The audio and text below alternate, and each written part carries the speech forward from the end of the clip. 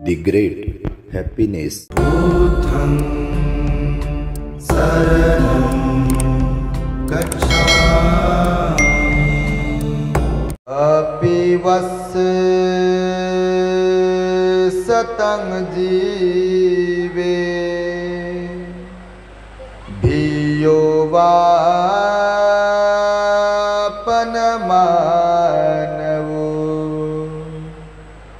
ज्ञाति संघा विना होती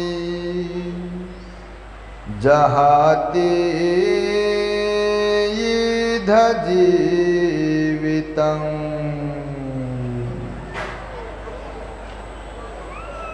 संपूर्ण विश्वाला ज्यांनी सुख शांती मानवता तथा दुःख मुक्तीचा आर्य संदेश दिला असे ते दुःख मुक्तीचे मार्गदाता दुःखमुक्त महामानव महान कारुणिक तथागत भगवान सम्यक संबुद्ध तथागतांनी आपल्या शुद्ध प्रज्ञेतून निर्मिलेला सद्धम्म आणि त्याच सद्धम्माचा गेली 2500 वर्षांपासून सातत्याने अहोरात्र प्रचार आणि प्रसार करणारा पूजनीय भिक्खू संघ या महान आणि सर्वश्रेष्ठ अशा त्रिरत्नांना प्रथमतः त्रिवार अभिवादन करतो।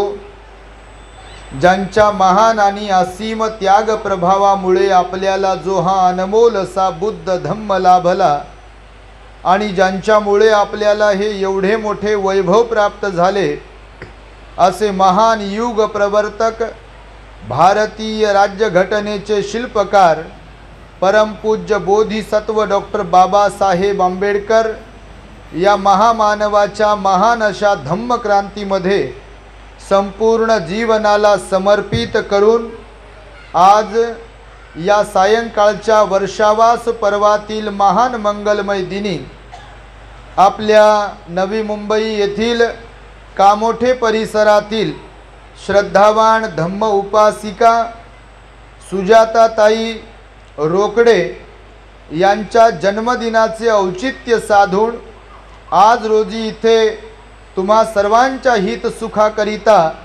धम्मदेसनेचे आयोजन करण्यात आलेले आहे।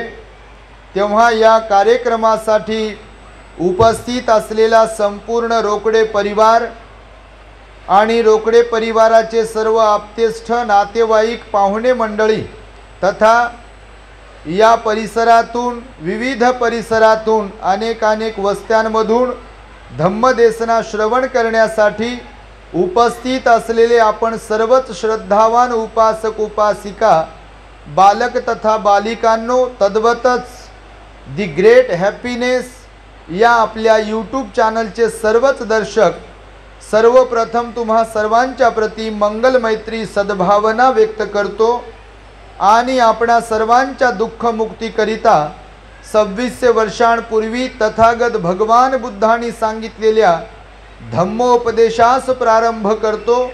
आपण सर्वांनी शांत एकाग्र आणि श्रद्धायुक्त चित्ताद्वारे या अनमोल बुद्धवाणीला आपल्या हित सुखाकरिता श्रवण करावे ग्रहण करावे।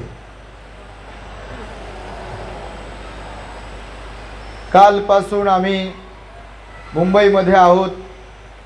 काल दिवसभराचे काही कार्यक्रम होते, आपण व्हॉट्सअपच्या द्वारे पाहिले असेल, फेसबुकच्या सोशल मीडियाच्या माध्यमातून पाहिले असेल। काल सकाळी खार रोड या ठिकाणी सारनाथ बुद्ध विहारात 50-60-70 भिक्षू असतील, त्यांना संघदानाचा कार्यक्रम होता। अत्यंत उत्तम सुंदर असा तो कार्यक्रम बुद्ध धम्म शासन संवर्धन समितीच्या वतीने आयोजित केला होता। त्यानंतर गोरेगाव आणि सायंकाळी भांडुपला कार्यक्रम होता। काल तो कार्यक्रम 10-10:30 वाजेपर्यंत चालला। तिकडनं आम्ही इकडे अंबरनाथला पोहोचलो 12 वाजेपर्यंत। मग पुन्हा तिथे जाऊन आज सकाळी अंबरनाथला प्रोग्राम होता, वाढदिवसाचा प्रोग्राम होता। आस्था नावाची एक मुलगी आहे नागदिवे परिवारामध्ये, तिचा जन्मदिवस झाला। दुपारी बदलापूरला शिंदे परिवार आहे आपला, त्यांच्याकडे धम्मदेसनेचा कार्यक्रम झाला। आणि आता ज्यांनी सिद्धार्थ गौतमाला बुद्धत्वाच्या पूर्वी सुंदर अशी सुवर्ण पात्रामध्ये खीर दान दिली आणि त्या खिरीच्या एनर्जीमुळे ऊर्जेमुळे एक बोधिसत्व सिद्धार्थ या संपूर्ण ब्रह्मांडाला दुःखमुक्तीचं ज्ञान सांगण्यासाठी तयार झाले। अर्थातच ते सिद्धार्थ गौतम सम्यक संबुद्ध झाले आणि त्या सम्यक संबुद्धाला बुद्धत्वाच्या पूर्वी ज्यांनी खीरदान दिलं अशी एक सेनानी नावाच्या गवळ्याची मुलगी होती जी अत्यंत श्रद्धावान होती।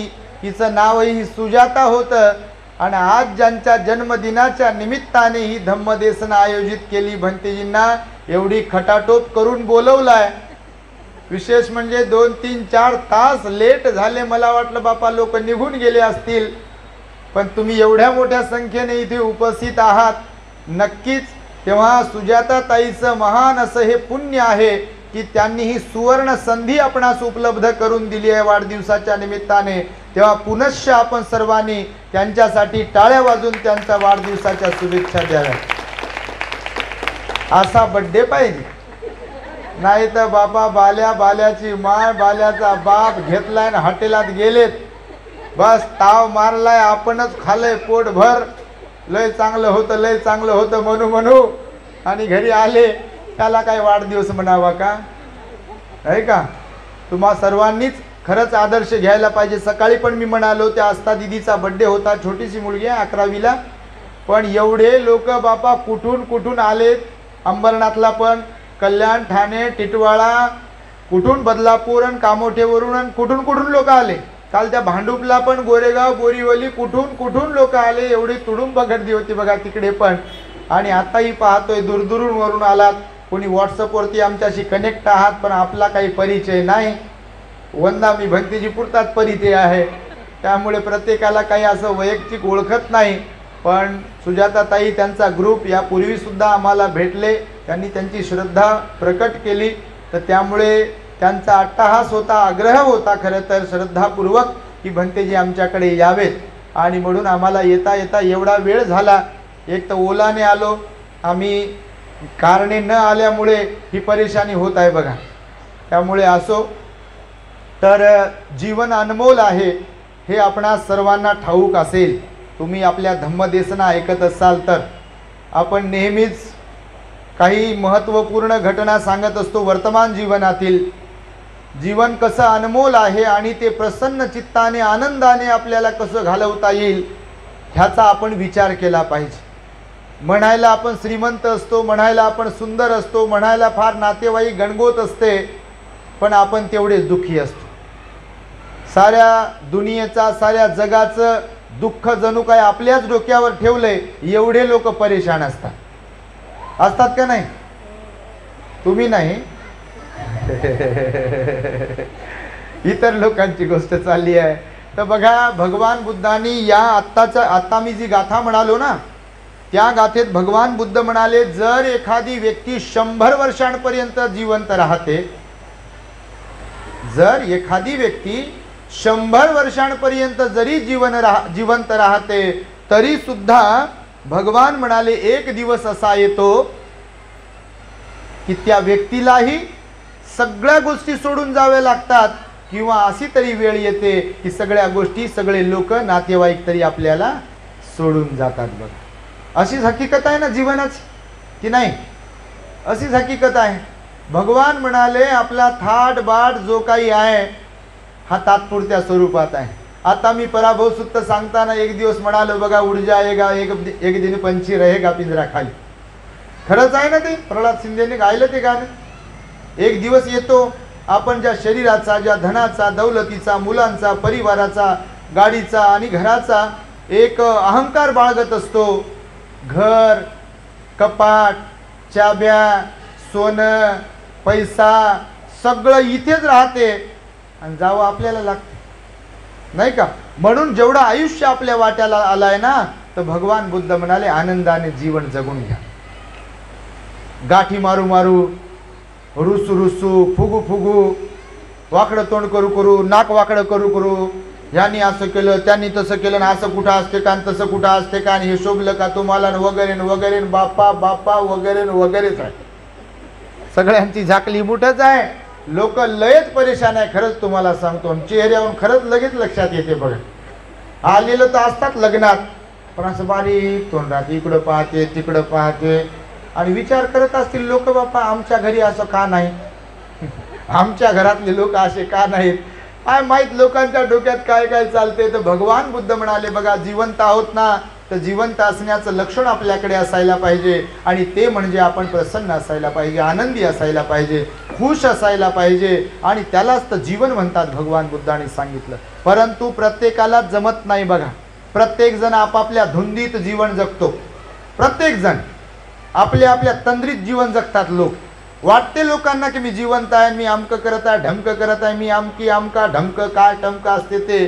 पण हकीकतमध्ये जर पाहिलं ना तर लोक जगत नाहीत स्वतःसाठी आणि इतरांच्यासाठी जगत नाही. लोक जगतात कशासाठी माहिती आहे तुम्हाला?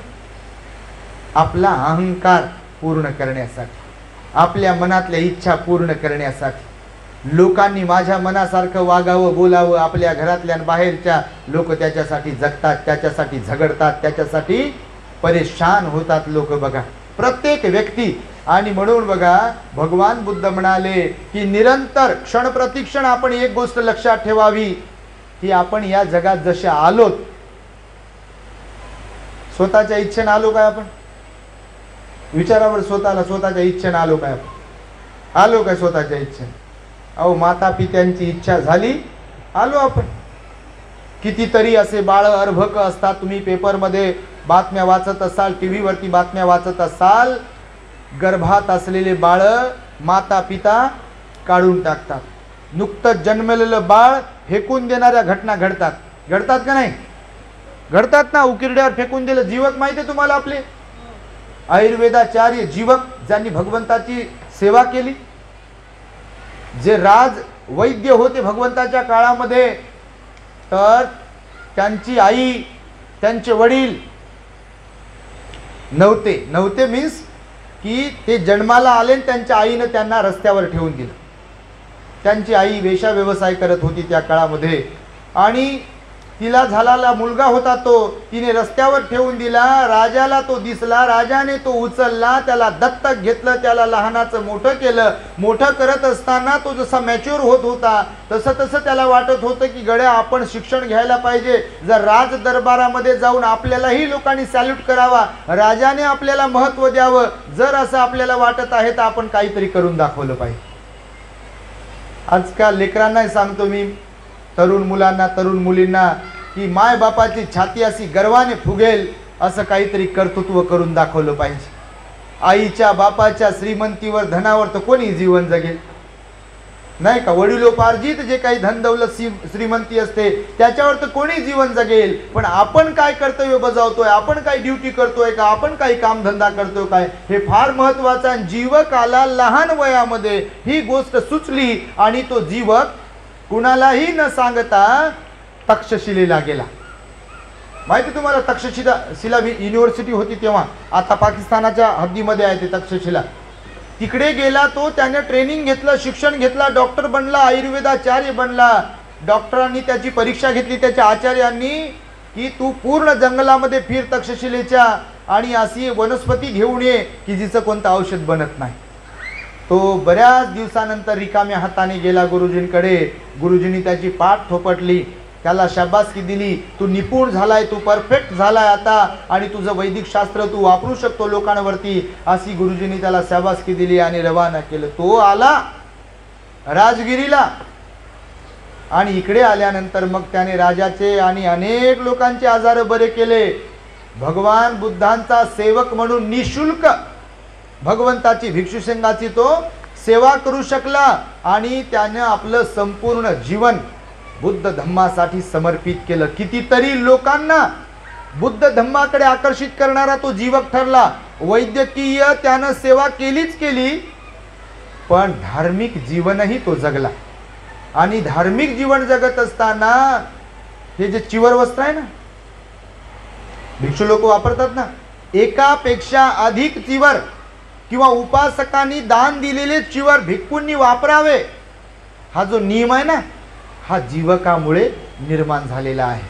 कारण त्या अगोदर उकिरड्यावर टाकलेल्या कपड्यांना एकत्र करून भिक्षू त्याचे कपडे वापरायचे, त्याला पांसीकुलक म्हणतात.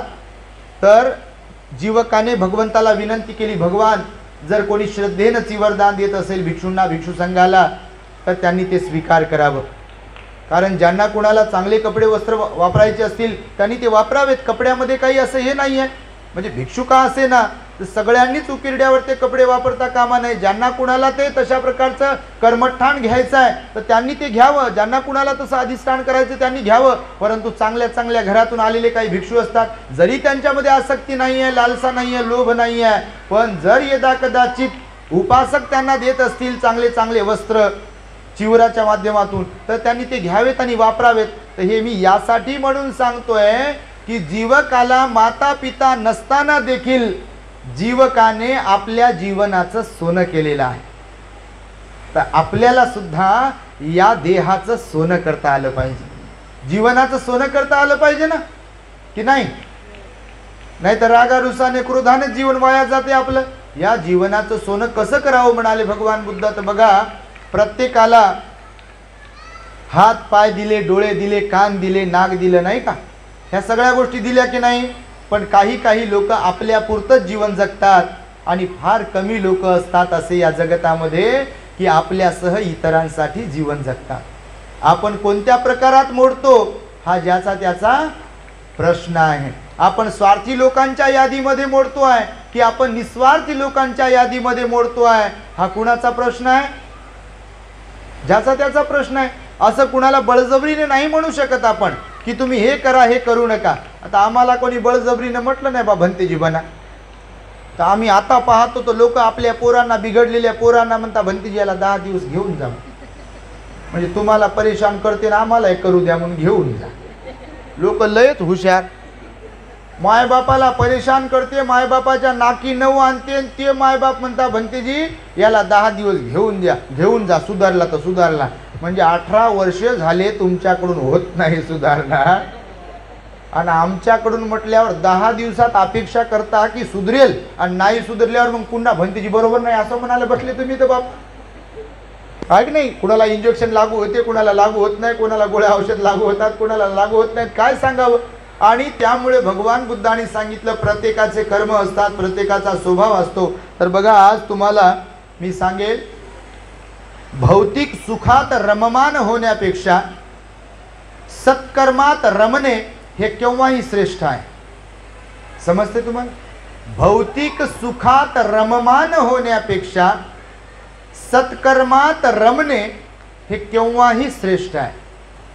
कारण आज आता पाहतोय आम्ही लोकांकडे सगळ्या पश्चातापाचे अश्रू गाळणाऱ्या आया आणि बाबा लय आहेत. तुम्हाला सांग, आता तुम्ही इथंच राहता फक्त कामोठ्यातच किंवा नवी मुंबईमध्येच, आम्ही सारी दुनिया फिरतो रोजच्या रोज, लोकांकडे पाहतो. लोक हतबल असतात, काही हतबल समजते ना तुम्हाला? हतबल असतात लोक.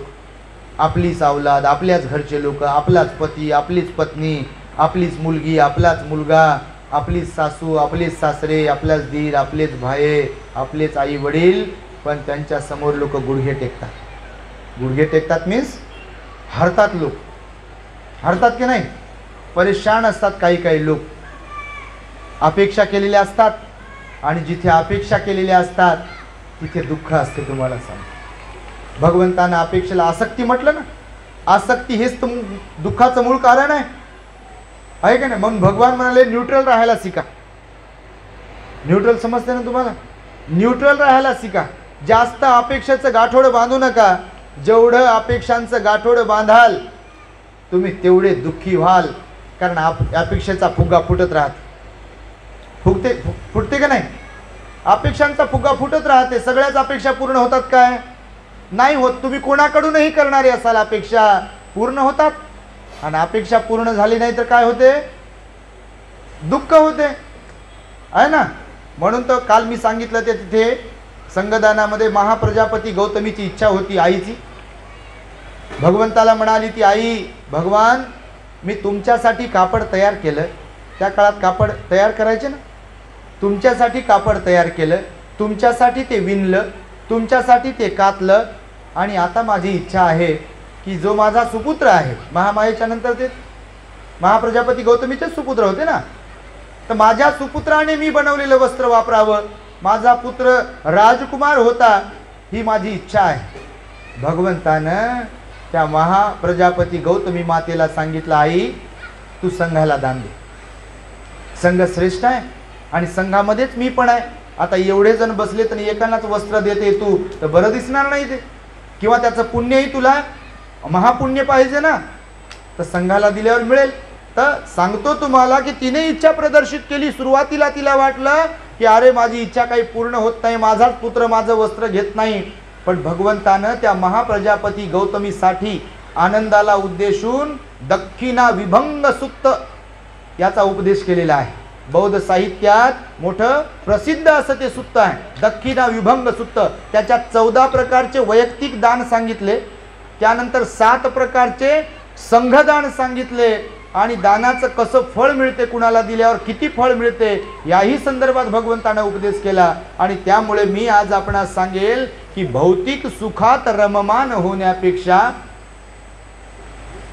भौतिक सुखात रममान होण्यापेक्षा सत्कर्मात रमणे हे कसे श्रेष्ठ आहे. तर त्याच्याबद्दलचं एक तुम्हाला स्टोरी सांगणार आहे. मी जास्त बोलणार नाही, कारण मी पण बोलतच आहे, कालपासून सुरूच आहे. कालपासून काय म्हणता बापा जिंदगी चालली बोलण्यामध्ये, आणि उशीर पण झाला, म्हणून तुम्हाला एक छोटासा दृष्टांत सांगेल आणि त्याच्यातून तुम्हाला सांगेल की आपण जीवनात कुठे चुकतो आणि त्या चुकल्यामुळे कसे दुष्परिणाम आपल्याला भोगावे लागतात, आणि फार उशिरा कसं कळते आपल्याला की खरंच आपण चुकलो.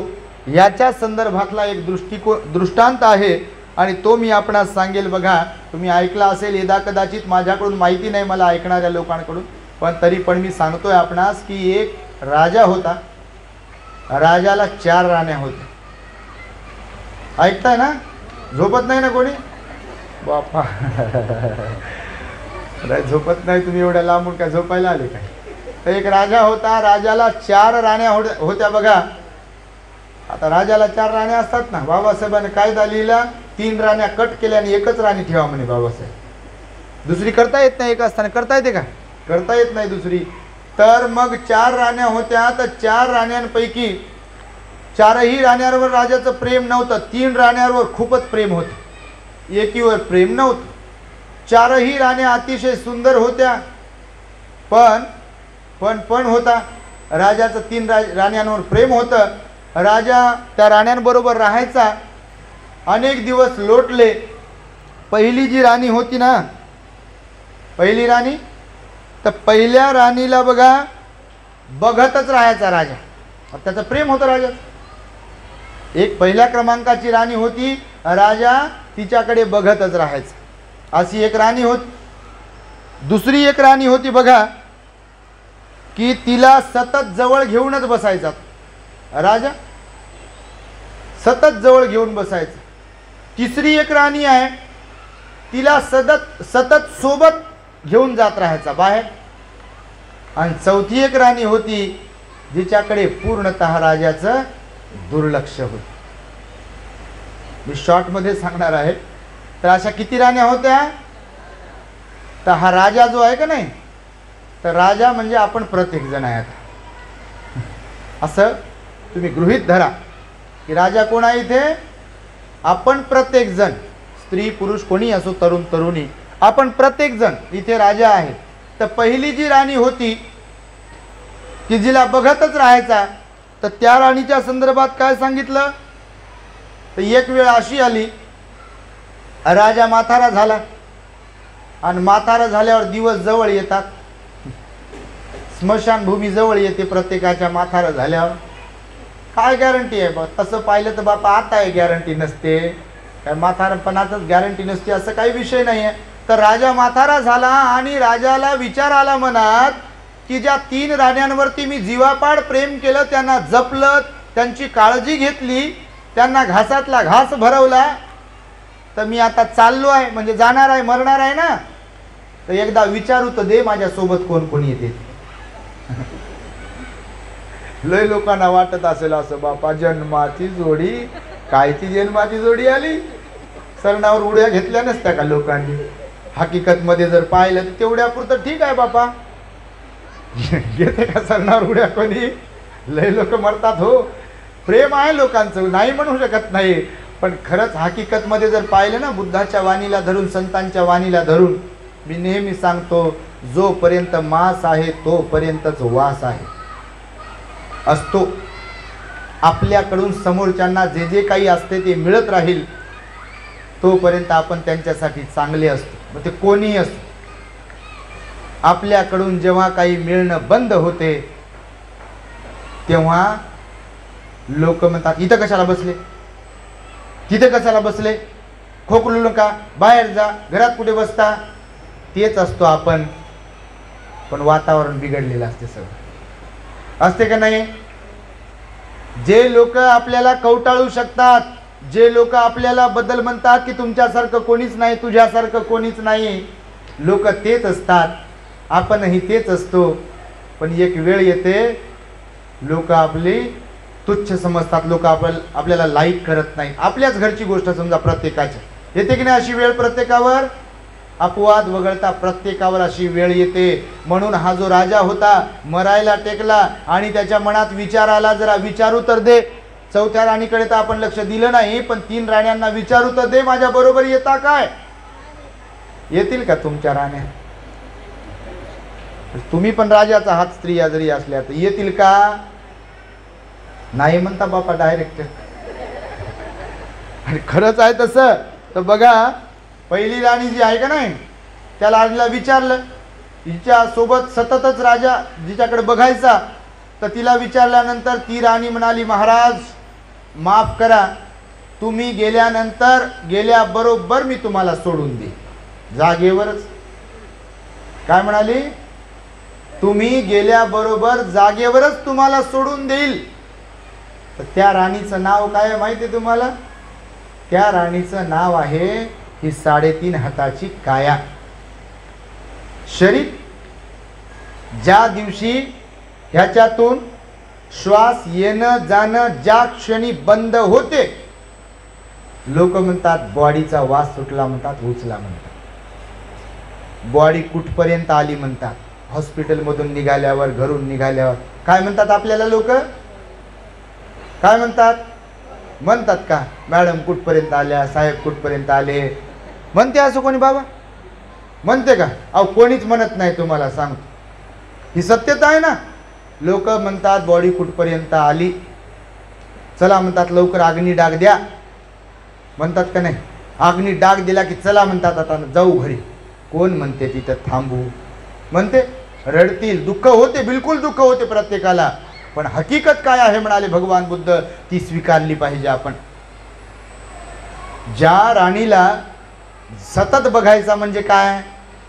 सकाळी उठल्यावर आरसा, नाश्त्याच्या अगोदर, जेवण झाल्यावर, संध्याकाळी, दुपारी, रात्री झोपताना, बापा आरसा पाण्यातच जिंदगी जात असेल काही काही लोकांची. तर जाते का नाही? होत म्हणता तुम्ही, खरंच जाते ना? नाही काय म्हणाल तुम्ही? खरंच जात असेल ना? पण मला सांगा, वेळ आल्यावर हे डोळे आपलं ऐकू शकतात काय? ऐकू शकतात? हे कान आपलं ऐकू शकतात काय? हे दात आपलं ऐकू शकतात काय? हे कंबर आपली ऐकू शकते काय? हे गुडघे आपले ऐकू शकतात काय? हे पोट आपलं ऐकू शकते काय? वेळ आल्यावर ऐकू शकते आपलंच पोट, नाही का? पण आजाराने ग्रस्त असतो आपण, असतो की नाही? आजारग्रस्त होतो ना, ऐकू शकते का? डोळ्याला म्हणू शकता का तुम्ही चष्मा लागल्यावर, तुझ्यावर तर लयच प्रेम केलं बापा मी, माझी दृष्टी कमजोर नको होऊ देऊ, म्हणू शकता तुम्ही? ऐकेल का? हे केस भगवंताने आम्हाला सांगितले काढायला, तुम्ही बापा पांढऱ्याचे काळे, काळ्याचे पिवळे, पिवळ्याचे लाल होईपर्यंत पॉलिश लावणं सुरू आहे लोकांची, तरी वाटते अजून छान दिसू द्या. काय छान दिसू द्या? आता सारा वेल मांडवाला गेला, काय छान दिसू देत? आता काय दिसण्याचा विषय राहिला का बापा याचा? काय आहे दिसण्यासारखं याच्यामध्ये? त्या केसांना सांगू शकतो काय आपण की तुझी लय जपणूक केली, खूपच चांगली राखण केली, लय शॅम्पू लावले, तर साबण लावली, काय काय लावलंय, आणि तेवढं पांढरे फक्त होऊ नका बरं का. ऐकते काय? ऐकते. राजाचं ऐकू शकत नाही, राणीचं ऐकू शकत नाही ना, कोणाचंच ऐकू शकत नाही. ऐकू शकते काय? नाही ऐकू शकत. गुडघे जर दुखणारे असतील आपले म्हातारपणामध्ये, तुम्ही लाख रुपये लावा त्याला. लावतात ना लोक, लावत नाहीत का? पेन किलर गोळ्या खात असतील लोक बिचार, एवढा त्रास होत असेल ना. पण ते म्हणतो का आपण? म्हणू शकतो का त्याला आपण, बापा लय प्रेम केलं तुमच्यावर आणि दुखू नका बरं जाईपर्यंत? म्हटलं तरी ऐकतील का ते? दात आपलेच लय घासत राहिलो बापा, सकाळी संध्याकाळी सकाळी संध्याकाळी, लयच पेस्ट बदलले, लयच ब्रश बदलले आणि तुमच्यावर लयच प्रेम केलंय आणि मला शेवटपर्यंत साथ द्या. ऐकते का दात? ऐकते? अहो ऐकूच शकत नाही बिलकुल. तर ही सत्यता आहे. तर राजाने ह्याची काळजी घेतली. म्हणजे आपण प्रत्येक जण काळजी घेताना ह्याची, पण ज्या दिवशी कर्मविपाकाने आपल्याला मृत्यू येणार आहे, त्या दिवशी याची कितीही काळजी जरी घेतली असली तरी हे थांबते काय आपल्यासाठी? थांबते काय? श्वास थांबला की आपला विषय संपला. आणि त्यामुळे राजाने या जेव्हा राणीला विचारलं येते का सोबत माझ्या, तर राणी काय म्हणाली की ज्या क्षणी तुम्ही जाल त्याच क्षणी मी तुम्हाला सोडून देईल. तर कोणती राणी होती ही? शरीर. कोणती राणी? बापा ज्यूस पिण्यावरच लक्ष देऊ नका. जिंदगी चालली ज्यूसच पिण्यात आणि खीरच खाण्यात, नाही का? तर बघा, पहिली राणी अशी आहे की आपण त्याची काळजी घेतो, परंतु ती काळजी सुद्धा एक वेळ अर्थहीन ठरते, वाया जाते, त्याचा काही एक उपयोग होत नाही. दुसरी राणी जी आहे ना, राजा तिला सतत जवळच घेऊन बसायचा. दुसरी राणी तिला जवळ घेऊन बसायचा. तिला विचारलं राजाने मग जाताना की तू तरी सोबत येशील का माझ्या सोबत? तू तरी येशील का? तर ती पण राणी म्हणाली, महाराज मी स्मशानापर्यंत येईल, तिथून तुम्हाला एकट्याला जावं लागेल. स्मशानापर्यंत? तर ही कोणती राणी आहे? मुलं बाळ, नातेवाईक, आप्तेष्ट, पाहुणे मंडळी, ज्याच्यामुळं आपण फुशारक्या मारतो, ज्यांच्यामुळं आपण अहंकार गाजवतो, हे मी, माझं, हे माझे, ते माझे, काय माझे. तुम्ही फक्त लग्नातलं कुंकू तर लावू नका कोणाला. मजा कशी येते बघा ना तुम्ही. लग्नाची पत्रिका तर देण्यात विसरा. पाहता तुम्ही काय काय घडते ते. बापा घडलं असेल तुमच्या बरोबर, तुम्ही गृहस्थ आहात, आहे का नाही? ज्या नातेवाईकांबद्दल, ज्या लोकांबद्दल आपण असं अहंकार गाजवतो, एक वेळ अशी येते की तेही आपले होऊ शकत नाही. आणि म्हणून राजाची जी दुसरी राणी होती, राजाने तिला विचारलं माझ्या बरोबर येशील काय? तेव्हा ती म्हणाली स्मशानापर्यंत येईल. म्हणून मुलं बाळ, नातेवाईक जे कोणी असतात, ज्यांना आपण आपलं आपलं समजतो, ते कुठपर्यंत येतात? आपण गेल्या कुठपर्यंत येतात? आहे का नाही? कोणी म्हणते का उडी घेतो बापा मी, उडी घेतो बापा मी, लय चांगले होते, जिगरी होते, काय काय होते. आताच म्हणते फक्त कामापोता मामा करेपर्यंत लय प्रेम आहे म्हणते. माझं प्रेम आहे तर उडी का नाही घेत बापा? घेते का कोणी? घेऊ शकत नाही. कारण मल्लिका राणीला विचारलं राजा प्रसेनजिताने एकदा की महाराणी साहेबा तुम्हाला सर्वात प्रिय कोण आहे? भगवंताची उपासिका होती ना कोण? मल्लिका राणी भगवंताची उपासिका होती. तिने राजाला सांगितलं महाराज तुम्ही जर बुद्धोपदेशाला आधार मानून विचारत असाल तर मी तुम्हाला सत्य सांगेल की या जगामध्ये मला सर्वात प्रिय जर कोण असेल तर मी स्वतःच मला प्रिय आहे. कोण असते आपल्याला प्रिय? खऱ्या अर्थाने आपणच असतो. संकटाच्या समयी आपणच आपल्याला वाचवण्याचा प्रयत्न करतो, किती काही हो. आणि त्यामुळे भगवंताने सांगितलेलं आहे की आपला जीव आपल्याला प्रिय असतो, बाकी लोक नंतरचे, मग ते कोणीही असो. आणि त्यामुळे ज्या मुलांना, संपत्तीला, धनाला, दौलतीला, नातेवाईकांना आपलं आपलं म्हणतो, तर भगवान म्हणाले स्मशानापर्यंतचेच धनी असतात सगळे, जावं एकट्यालाच लागतं आपल्याला. खरं की खोटं? खरंच आहे. ऐकायला जड जाते पण हेच तर खरं आहे. ऐकायला तर जडच जाईल ना, कारण मरणाचं नाव आहे काढलं तर लोकांना वाटतं मरण, अरे बापा आमचा नंबर लागेल की काय. आता कोणाचा नंबर कधी लागेल याची कुठं गॅरंटी आहे का गॅरंटी? भगवान तर म्हणाले आईच्या उदरात ज्या दिवशी गर्भधारणा झाली त्या क्षणापासून आपण नो गॅरंटीमध्ये असतो. माहिती आहे का तुम्हाला? ज्या दिवशी गर्भधारणा झाली त्या दिवशीपासून शेवटच्या श्वासापर्यंत आपण नो गॅरंटीमध्ये असतो. काहीच सांगता येत नाही कधी जाऊ त्या. पाण्याचा बुडबुडा म्हणाले भगवान बुद्ध. काय म्हणाले? पाण्याचा बुडबुडा. आणि म्हणून तिसरी राणी जी आहे कायम सोबतच घेऊन बसायचं ना राजा. तर कायम सोबत तिला विचारलं की तू येशील का माझ्या बरोबर? तर ती म्हणाली महाराज तुम्ही ज्या दिवशी जाल त्या दिवशी मी दुसऱ्या सोबत निघून जाईल, दुसऱ्यांची होईल. माहिती आहे तुम्हाला? तर ही तिसरी राणी कोण आहे? धन दौलत श्रीमंती घर शेती प्रॉपर्टी जे काही आहे तर ही तिसरी राणी आहे.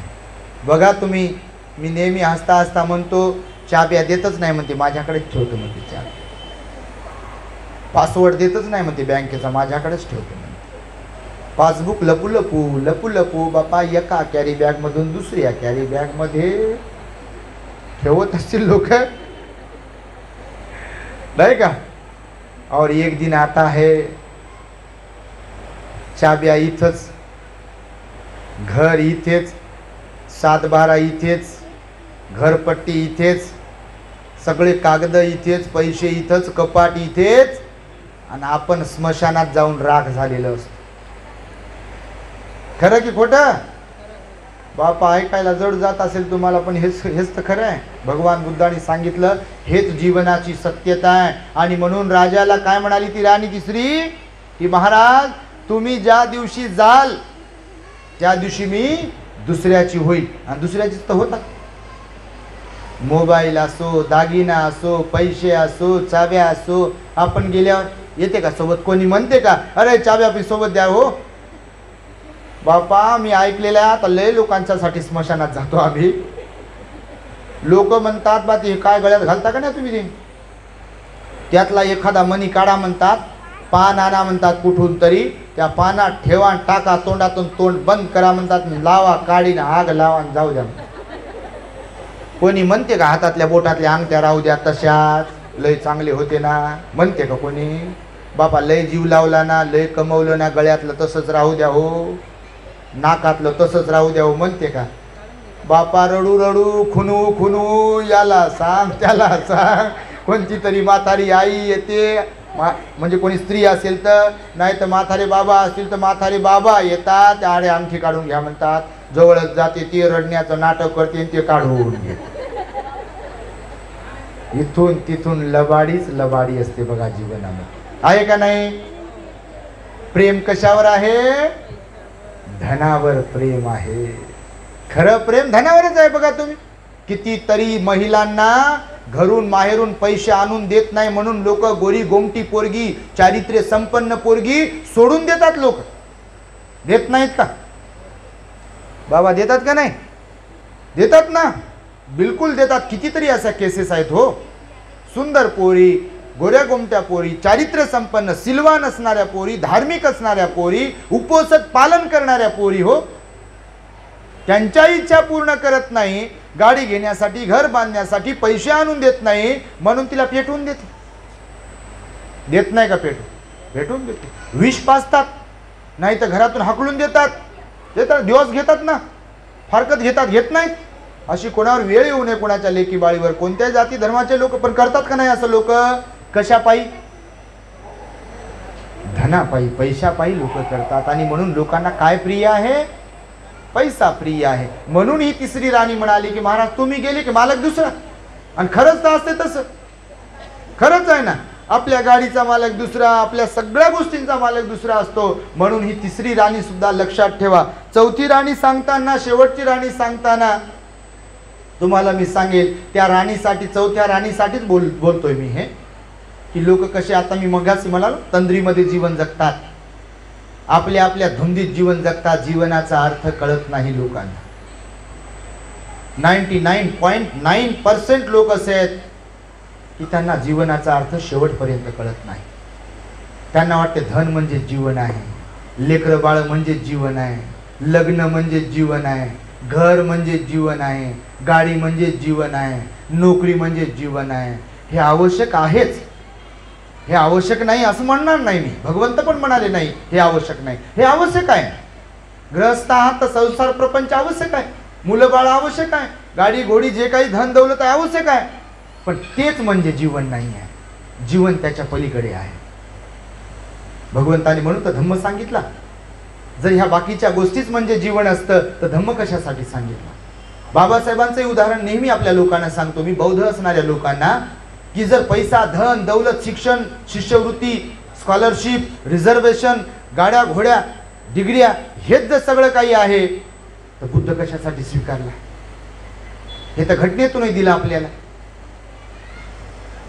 घटनेतून दिलं ना आपल्याला.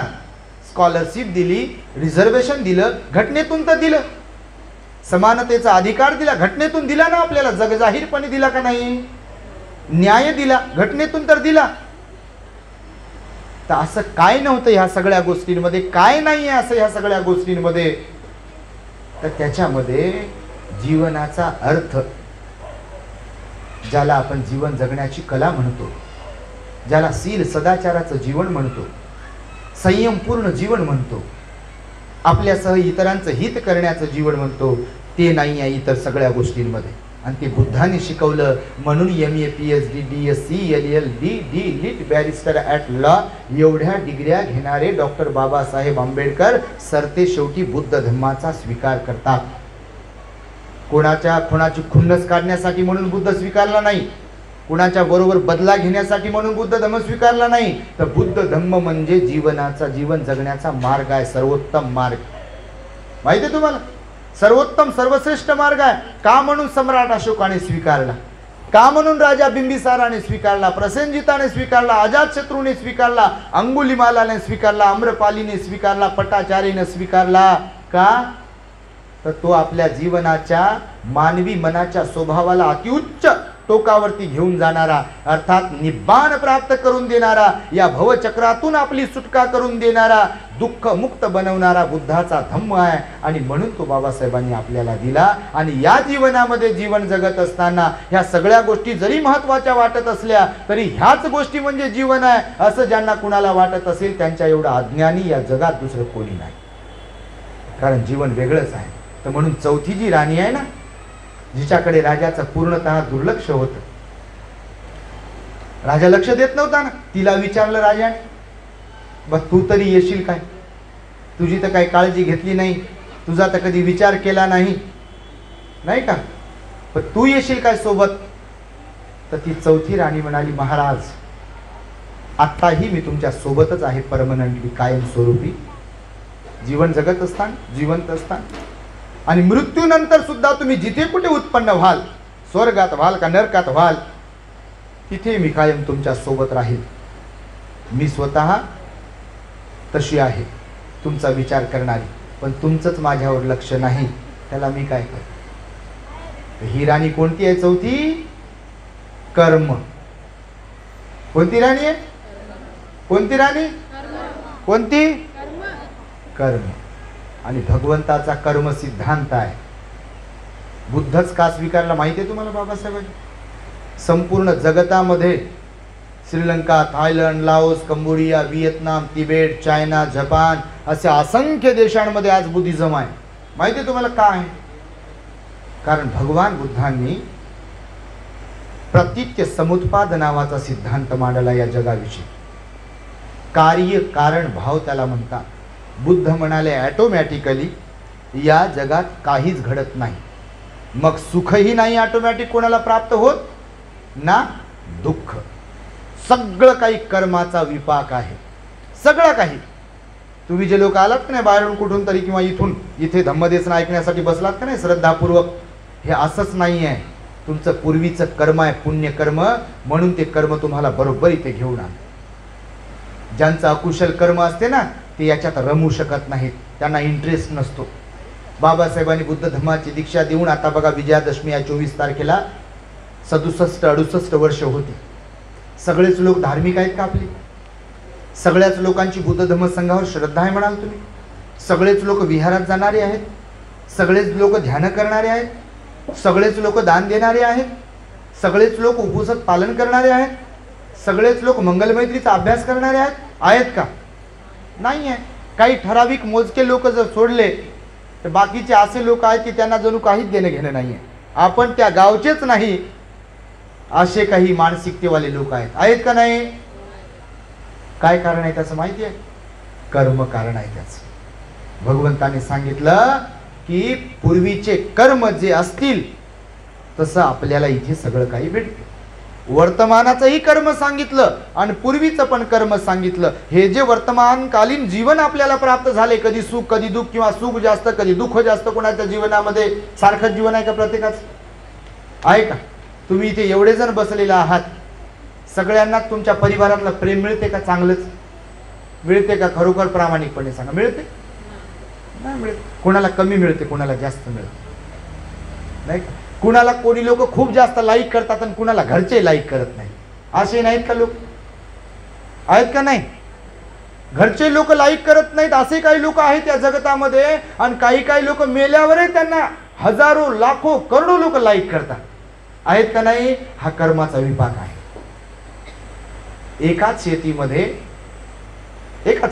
एकाच शेतकऱ्याची शेती आहे, पण इथे एक शेती आहे, काही अंतरावर एक शेती आहे, त्याच्या काही अंतरावर शेती आहे. एक शेती सुपीक आहे, काळीभोर जमीन. दुसरी एक शेती आहे खरबाड जमीन, आणि तिसरी एक शेती आहे खडकाळ जमीन. बीज त्याच दुकानातून आणलंय, सारखंच बीज आहे, त्याच दुकानातून आणलं, त्याच गुणवत्तेचं क्वालिटीचं आणलाय. सुपीक जमिनीतही तेच पेरलाय, खडकाळ जमिनीतही तेच पेरलाय, आणि ओबडधोबड असणाऱ्या जमिनीतही तेच पेरलंय. कोणत्या जमिनीतलं पीक चांगलं येईल? कोणत्या? सुपीक जमिनीतलं. का? बीज तर तेच आहे ना, परिणाम वेगवेगळा. तसं आहे मग मनुष्य जीवन तर तेच आहे, पण कर्मविपाक वेगवेगळा आहे. प्रत्येकाचे कर्मविपाक. आई म्हणून कोणी आदर्श आहे आणि आई म्हणून कोणी बिलकुल आदर्श नाही या जगतामध्ये. हकीकत आहे तुम्हाला सांग. वडील म्हणून कोणी आदर्श आहेत आणि वडील म्हणून कोणी एकदम बेकार आहे. मुलगा म्हणून कोणीतरी सुपुत्र आहे आणि मुलगा म्हणून कोणीतरी राक्षस आहे का नाही? काही पती पत्नी, भगवंताने 4 जोड्या सांगितल्या ना, त्याच्यात बसणाऱ्या देवता आणि देवी आणि देव ह्याच्यासारखे आहेत, आणि काही पती पत्नी राक्षस आणि राक्षसनी सारखे आहेत. बापा नाहीत का? आणि काही पती पत्नी 4 जोड्या सांगितल्या हो. काही भगवान बुद्ध म्हणाले काही पती पत्नी पती देव आहे. देव माणूस म्हणजे ते तिकडं फिरवू नका आंटी ना, देव म्हणजे बा सज्जन. काही पती देव माणूस पण त्यांची पत्नी राक्षसी. काही पत्नी देवी आणि पती राक्षस. नाही का? आहे का नाही? बापा आहेत, होत म्हणाल तुम्ही. नाही काय? नाही, आहेत नाहीत आपल्या डिक्शनरीमध्ये. खरंच आहे. आणि म्हणून त्या राजाच्या बद्दल ही जे मी तुम्हाला 4 राण्या सांगतोय ना, त्या 4थी राणी कर्म, आणि कर्माकडे लक्ष देतात का लोक? काय प्रिय आहे लोकांना? एक तर शरीर प्रिय आहे, पाहत राहते, याला इकडं पाय तिकडं पाय, काय झालं म्हणते बापा, 3-3दा काय होणार आहे याला, जेव्हा व्हायचं तेव्हा बरोबर होते. थांबते का ते? अशी कोणती क्रीम, कोणतं पावडर, कोणता मलम आहे की 60 गाठल्यावर सुरकुत्या पडणार नाहीत बापा? 80चे झाल्यावर तर पडतील. हे पांढरे व्हायचं कोणतं तरी आहे का बरं खरंच औषध? लय इंजेक्शन असतात म्हण, लय गोळ्या असतात म्हण, कशाच्या. आहे का कोणतं औषध? नॅचरली काळं ते काळेच राहील केस आहे का? नाही आहे. हे डायजेशन सिस्टम तारुण्यात जशी असते तशीच म्हातारपणात राहते काय? साखर सहन होत नाही, चहा सहन होत नाही, थोडं तिखट सहन होत नाही, थोडं आंबट सहन होत नाही, थोडं खारट सहन होत नाही. होते काय? होतच नाही. समजतं तुम्हाला? आणि म्हणून तुम्हाला मी हे यासाठी म्हणून सांगतोय की जीवन असंच आहे, हे बदलणारं आहे. शरीरावर प्रेम करावं, पण शरीरावरच प्रेम करत बसू नये. दुसरी गोष्ट सांगितलं की मुलं मुलं मुलं म्हणता म्हणता लाड एवढा केलाय की तो आळणी झालाय आणि इटलाय, तरी कळे ना बापा आपलं गणित काहीतरी चुकते म्हणून. त्याला काही करतं धरतं बनवावं, त्याचे पावलं कोणीकडे वळतात, तिचे पावलं कोणीकडे वळतात, एवढं डोक्यात यावं का नाही? हे देऊ का बाई, हे देऊ का बाळा, ते देऊ का बाई, ते देऊ का बाळा, हे घेऊन देऊ का, ते घेऊन देऊ का? बापा घ्या, घेऊन द्या, तुमचंच काय. पण त्याला तिला जरा काही संस्कार देऊ शकतो काय ह्याचा पण ते विचार करा, बरोबर की नाही? आणि त्याच्यातच हे माझेन हे माझेन ते माझेन एकदाच ब्रेक दबतय, मग तुला काही कळत नाही म्हणते मम्मी, मग डोळे पांढरे करा. मग काय असं करू नका बापा. सुजाता आई आहे, भगवंताची उपासिका, लय चांगले आहे ते. हे पाहते माझ्याकडे, सांगतो त्याला.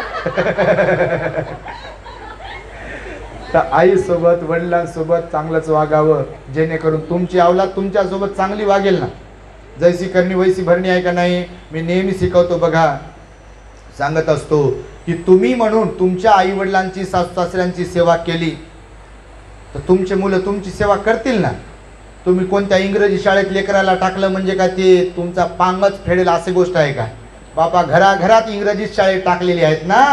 ते म्हणते मम्मी तुला काय कळते का म्हणते, डोळे वासून लगे अशी, मम्मी गारच होते अशी. पप्पाला म्हणते पुन्हा बोलायचं नाही म्हणते, मला पुन्हा तुम्ही अडवायचं नाही म्हणते, म्हणत नाही का? मुख्यानच हो म्हणतात. खरंच म्हणते बापा, घराघरात पप्पा मुख्यच बसतात. मग काय बोलावं आता? ते मारल्या नाही येत नाही, बोलल्या नाही येत नाही, आणि कोणाला सांगाव तर पुन्हा मग तुम्ही त्यांना कसं सांगितलं, पुन्हा सांगायचं नाही ना, तर बघा माझ्या एवढं वाईट नाही म्हणते. अहो असे आहेत बापा तिन्ही लोक डंका फिरवणारे. साखर वाटलेली असते ना, मिठाई वाटलेली असते ना, वाटलेली नसते का? वाटलेली असते. आणि म्हणून भगवान म्हणाले असे चिपकू चिपकू चिपकू चिपकू राहू नका. इतरांना पण आपले लेकर समजा, कधीतरी त्यांनाही प्रेम द्या, सगळ्या जगाला प्रेम द्या. जिथे गरज आहे तुमची, तुमच्या प्रेमाची, आपुलकीची, जिव्हाळ्याची, तुमच्या धनाची, संपत्तीची, तिथे तिथे तुम्ही देत राहा. सगळ्यांचे बना.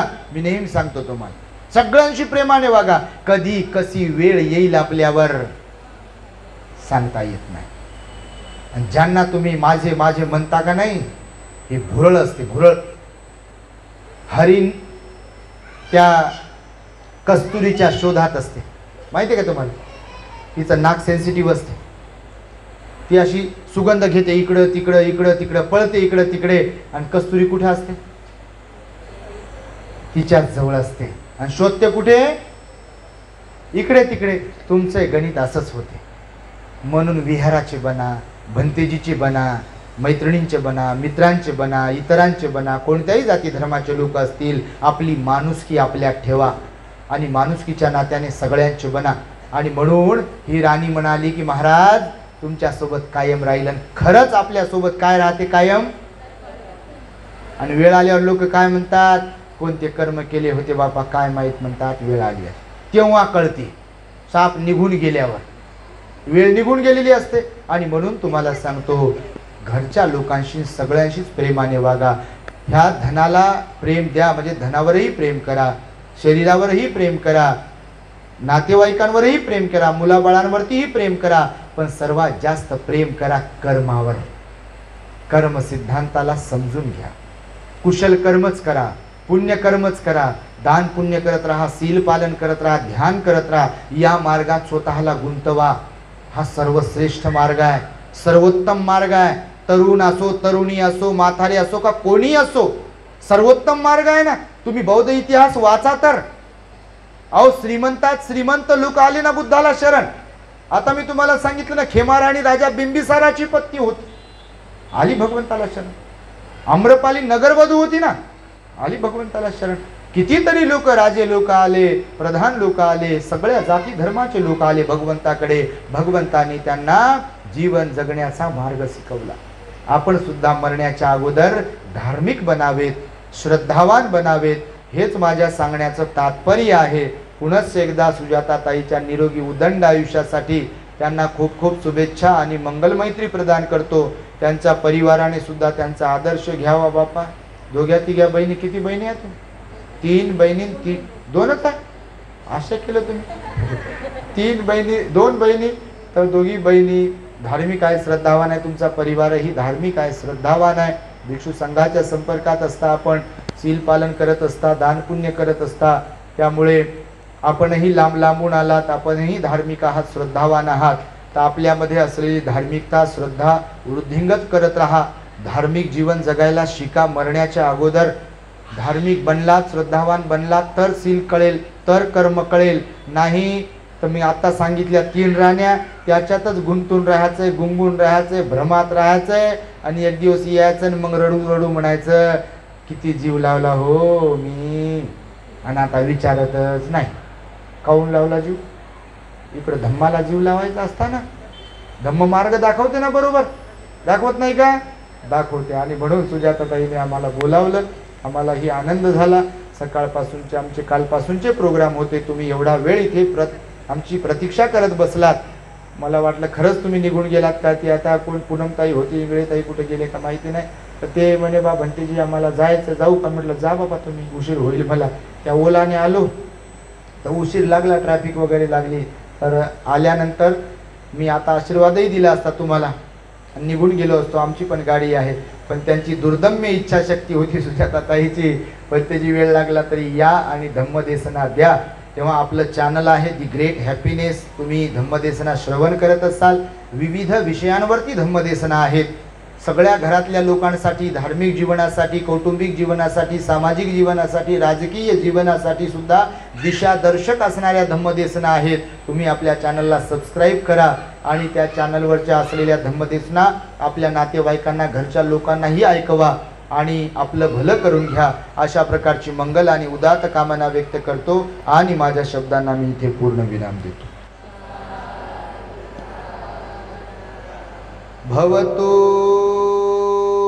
सब मंगलं रक्षन्तु सब देवता सब बुद्धानुभावेन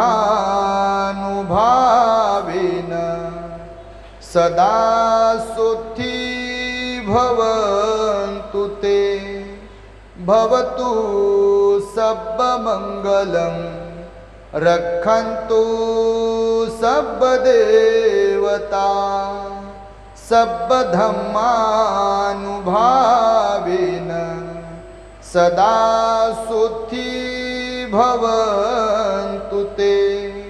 भवतु सब मंगलं रक्षन्तु सब देवता सब संघानुभावेन सदा सुखी भवन्तु ते.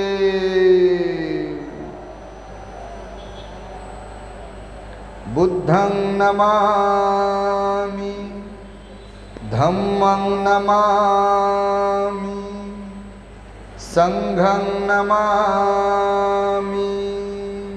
The great happiness. बुद्धं शरणं